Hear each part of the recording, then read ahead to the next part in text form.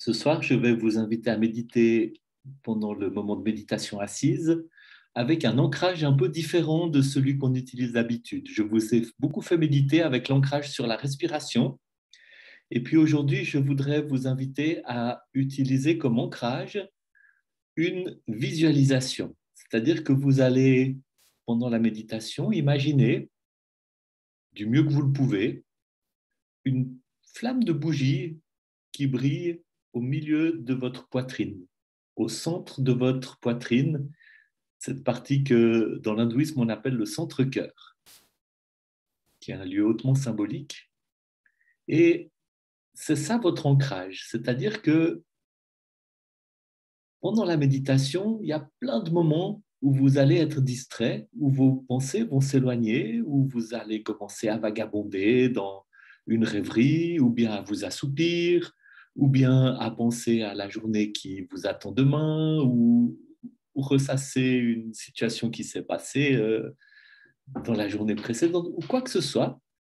Et simplement, chaque fois que ça se passe, votre secours, c'est votre ancrage. C'est-à-dire que vous prenez note de la pensée qui s'est envolée, de la somnolence qui est venue, et vous n'en faites pas toute une affaire, vous faites un petit sourire intérieur, vous observez le fait que vous avez été distrait, vous observez ce qui est venu vous distraire, et puis avec un petit sourire intérieur, vous ramenez votre attention sur l'image de la flamme de la bougie qui brûle au centre de votre cœur. Et puis, c'est bien de temps en temps de changer un petit peu de manière de pratiquer.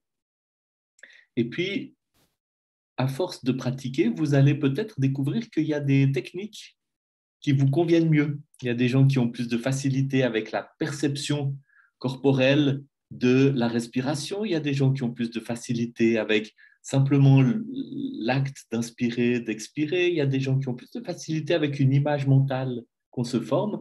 Et peut-être qu'il y a une manière de méditer. Vous allez tout d'un coup découvrir, ah mais ça va mieux, je suis plus à l'aise avec ça, j'ai plus de facilité à revenir à mon point d'ancrage. Et donc, n'hésitez pas à élargir un peu votre palette. Et puis, j'ai lu avec intérêt les réactions que plusieurs m'ont écrites au sujet de la méditation de la dernière fois, où je vous demandais de me dire quelle avait été votre expérience dans la méditation, de ce qui avait été difficile, de ce qui vient se mettre en travers du chemin entre vous et votre méditation et votre pratique de méditation. Et ce qui ressortait le plus, c'est quand même ce fait de dire je n'arrivais pas à me concentrer. J'étais sans cesse distrait. Je suis très stressé en ce moment, donc mes pensées partaient dans tous les sens. Et c'est la première chose dont on se rend compte quand on commence à méditer, c'est que l'esprit part dans tous les sens. Hein. Il n'y a personne qui médite et qui tout d'un coup trouve ce centrage, zénitude absolue, paix intérieure, et j'écoute le silence de mon être intérieur pendant une demi-heure de profonde béatitude. Ça n'existe pas. La méditation, c'est observer que sans cesse, il y a des choses qui viennent se mettre entre nous et cette concentration, entre nous et notre encre, entre nous et l'expérience du moment présent, toute simple, toute, toute insignifiante, que nous cultivons en simplement observant cette encre, cette petite lumière qui brille dans le centre-cœur. Donc, je voudrais vous inviter pendant cette pratique d'aujourd'hui à ne pas vous battre avec ce qui se met en travers de votre route. Parce que plus vous allez vous battre avec, plus vous allez juger si votre méditation est bonne ou mauvaise et puis sortir frustré et avec cette impression que ça ne va pas très bien, que vous n'avez pas très très bien médité ce soir, etc. Alors que ça fait partie de la méditation. Et quand trouvez comment intégrer vos distractions dans la méditation. Vous avez l'esprit qui part dans tous les sens, et c'est très intéressant. C'est une occasion d'observer cet esprit qui part dans tous les sens. C'est une occasion de prendre conscience de cette faculté qu'a votre esprit de partir dans tous les sens.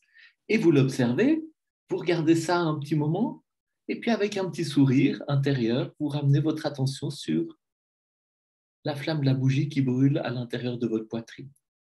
Et puis quand il y aura une nouvelle chose qui se met en travers de la route, eh bien vous l'observez, ah ça aussi. Et ça fait partie de votre méditation. Quand vous faites ça, quand vous n'êtes pas à dire zut, je suis encore distrait, il faut que je revienne à mon point d'ancrage, quand vous n'êtes pas dans cette attitude de combat, mais que vous êtes à une distraction. Tiens, qu'est-ce que c'est? Ah oui, petit sourire intérieur, retour au point d'ancrage. Là, tout d'un coup, vous élargissez votre espace de conscience.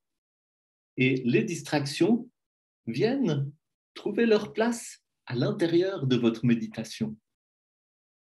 Et bien sûr qu'un sous-produit de ça, ça va être plus de facilité à apaiser votre système et puis à calmer un petit peu le flot des pensées. Mais ça viendra tout seul.